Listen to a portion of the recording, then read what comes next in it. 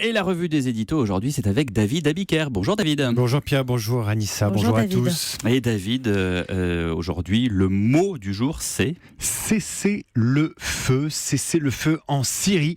Évidemment, entré en vigueur cette nuit dans le cadre d'un accord entre Damas et la rébellion, explique Guillaume Goubert dans La Croix ce matin. Un cessez-le-feu qui pourrait avoir des chances de durer car il a été négocié par deux puissants parrains.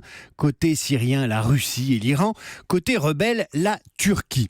Poutine et Erdogan transfigurés en colombe de la paix, ironise Xavier Brouet dans Le Républicain lorrain. Au seuil de la nouvelle année, on rêverait carte de vœux plus engageante.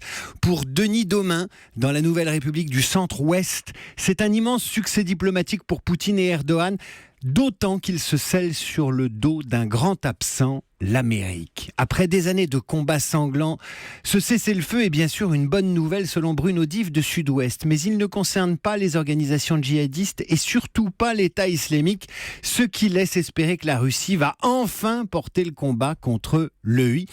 Voilà un impressionnant retournement de situation dans les rapports de force au Proche-Orient où les Américains et les Européens sont comme sortis du jeu. Un Vladimir Poutine qui tient sa revanche et la réelle politique qui l'emporte logiquement. N'en déplaise à certains, explique Jean-Dominique Merchet dans L'Opinion, Vladimir Poutine est sans doute le seul à pouvoir faire taire peut-être les armes en Syrie en 2017.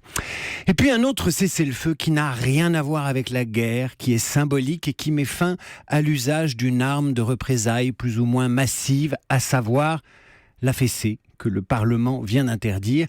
Qui aime bien ne châtie plus, explique Jean-Marie Pontali dans Le Parisien aujourd'hui en France.